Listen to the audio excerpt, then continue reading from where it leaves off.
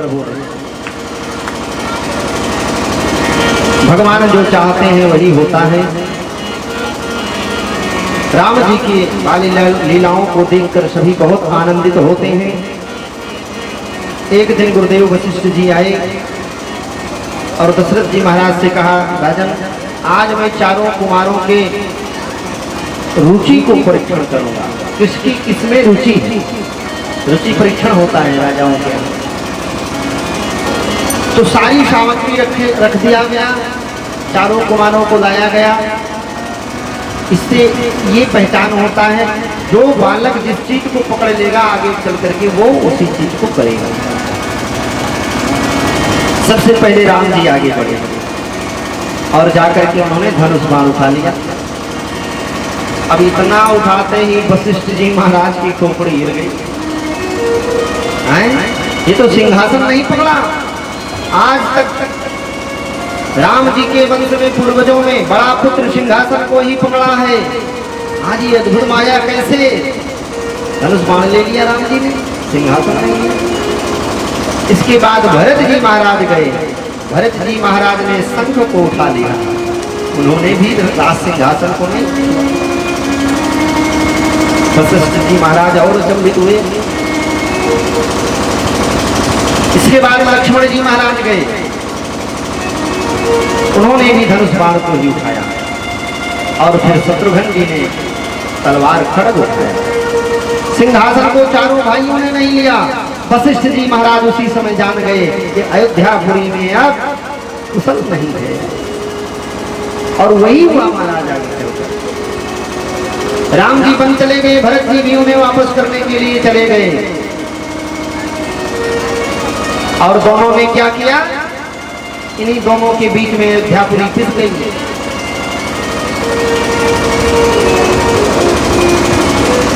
अवधपुरी को गेंद बनाकर खेलने लगे खिलाड़ी। राम प्रभु और भरत लाल ठोकर पर ठोकर मारी। दोनों ने अयोध्या के राज को नहीं लिया। रुचि परीक्षण हुआ और इसके बाद भगवान भोलेनाथ कैसे पीछे रहे, वो भी चल पड़े बंदर लेकर के।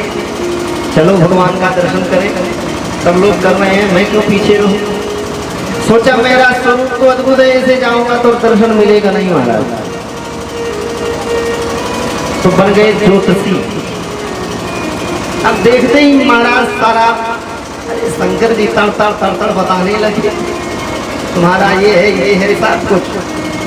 अब तो सारे नगर में धीरे धीरे चर्चा फैल गई, बहुत बड़े ज्योतिषी आए महाराज। कौशल्या मैया ने कहा बुला लाओ यहाँ पर भी, कुमारों के भाग्य को पूछ लिया जाए क्या है क्या नहीं है। भोले बाबा को बुलाया गया। बाबा आए और राम जी को देखा तो कहा मैया मुझे गोद में दे दो, इन्हें गोद में दे दो तो ही मैं बता पाऊंगा। और उनके गले में महोदय विराजमान है। बोले नहीं, ये सर्प को निकालना पड़ेगा। धीरे से कहा बच्चा उतर जाओ, गले से जाओ पिटारी में, अब दर्शन करने दो। नहीं, ब्रह्म के स्वरूप को देखूंगा, अनुभव करूंगा, लेकिन छू नहीं पाऊंगा। होने देने नागेश्वर नाथ ने कहा अच्छा, जिंदगी भर आपके गले में पड़ा रहा इसी समय के लिए, मैं भी भगवान को छूऊंगा, मैं भी देखूंगा। और आज समय आया तो अकेले, मैं अभी बताऊंगा कौन है आप, अभी बताऊंगा, आप कुछ नहीं मिलेगा। समझाया भोले बाबा ने, हाथ में लिया गोद में राम जी को, समाधि रखे हुए भोले बाबा का। थोड़ी देर में समाधि टूटी तो भगवान ने सब कुछ बताना शुरू किया। माताओं के मन में एक बहुत बड़ी लालसा होती है, क्या सब कुछ तो ठीक है, पढ़ेगा लिखेगा कमाएगा ठीक है, विवाह कब होगा और बहू रानी कैसी होगी। इनको माताओं को बहुओं की बड़ी फिक्र रहती, चाहे आते ही ठीक कर देते। भगवान ने कहा बहुत सुंदर विवाह होगा, विश्वामित्र ऋषि आएंगे, इनको लेकर जाएंगे, जनकपुर में विवाह होगा। अच्छा महाराज, बहुत दिव्य चारों कुमारों का एक साथ विवाह होगा। सब भोले बाबा बता दिए।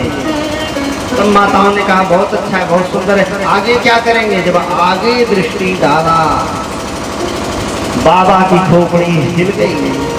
सोचा अगर अयोध्यापुरी का वर्णन अभी कर दूंगा तो डंडे की मार खाऊंगा यहाँ पर।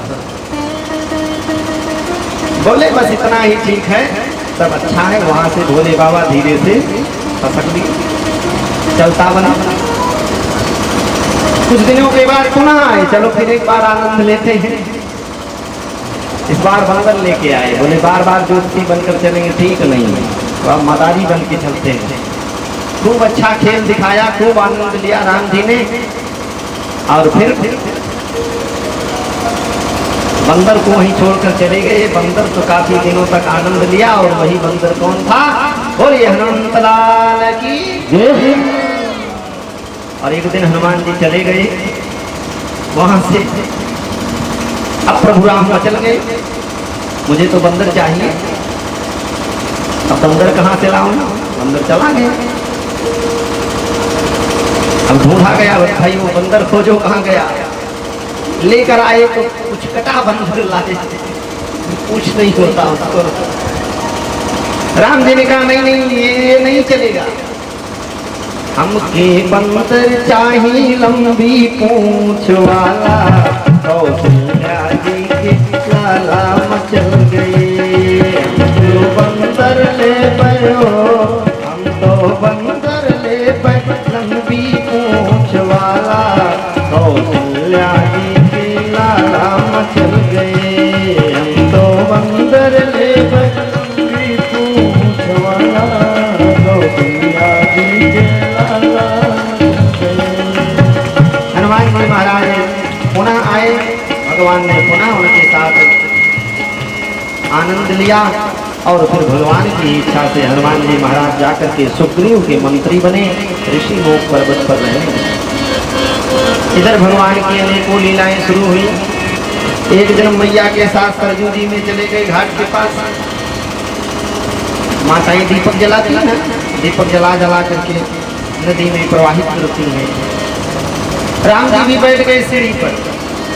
मैया दीपक जला के उसमें छोड़े और राम जी उसको पकड़ करके किनारे रख दिए। दृष्टि पड़ी मैया कौशल्या की। पूछा क्यों लाला, ये तो क्या कर रहा है? बहते हुए को किनारे लगा रहा है। बोला हाँ हाँ, बहते हुए को तुम्हें किनारे लगाते हो? जी मैं ही लगाता। मैया ने कहा फिर जो बीच में बह रहे हैं इन्हें क्यों नहीं निकाल रहे हो? राम जी ने कहा जो हमारे तरफ बहेंगे उनको मैं निकालूंगा, जो हमारे विमुख बहेंगे उनको मैं क्यों निकालूं? कहने का मतलब जो मेरा भजन करते रहेंगे, मेरी कथा सुनते रहेंगे, उनका मैं बेड़ा पार कर दूंगा, बैतरणी पार कर दूंगा। लेकिन जो नास्तिक हैं, जो मेरा भजन नहीं करते हैं, वो तो इसी नदी में बह करके जाएंगे और अनंत अनंत काल तक डूब करके गर्त में मिल जाएंगे। बोलिए सच्चिदानंद भगवान की। एक दिन प्रभु श्री राम लीला में राजमहल में विराजमान है। पूर्णिमा की धवल चांदनी में चंद्रमा की किरण राजमहल में पड़ रही है। भगवान की दृष्टि पड़ गई चंद्रमा पर। अब तो मचल गए, मचल गए। मुझे तो चंद्रमा चाहिए। अब चंद्रमा कहाँ से लाऊं? अब महाराज लगे रोने, चुप ही नहीं हो रहे हैं, खूब चुप करा रहे हैं सब लोग, चुप नहीं हुए। तब कैकेयी मैया आई। कैकेयी मैया बहुत गुणवती थी। कैकेयी नरेश की पुत्री थी, अश्वजित नाम था कैकेयी मैया के पिताजी का। एक दिन राजा दशरथ जी चक्रवर्ती राजा थे ना, तो अफगानिस्तान जो है वहां पे कैकेयी राजा था।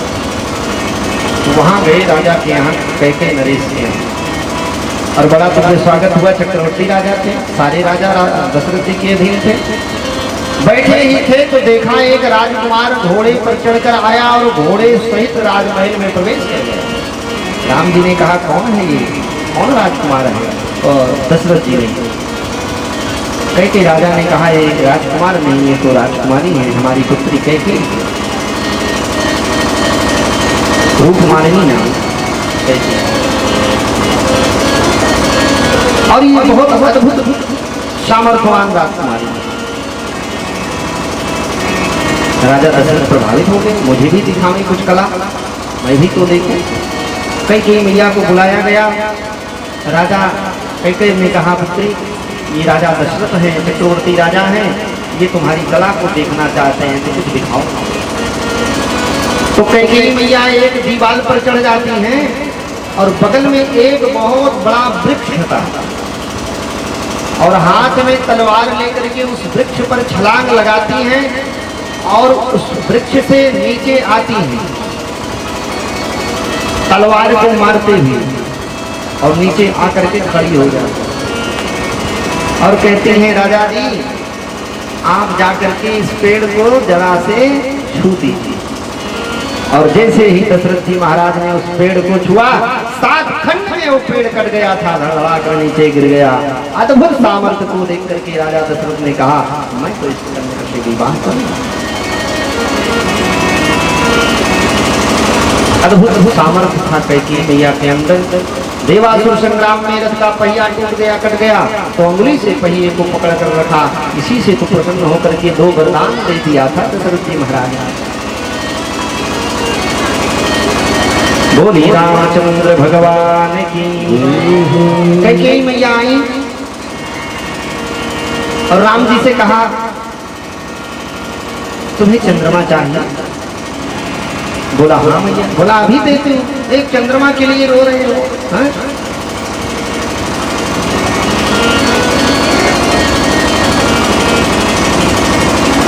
यहाँ बड़ा कीड़ा आता है इसके कारण। बोली सच्चिदानंद भगवान की। एक पारात रख दिया, एक पारात रख दिया, ध्यान दीजिए, एक पारात रख दिया, उसमें पानी भर दिया और ले जाकर के आंगन में रख दिया।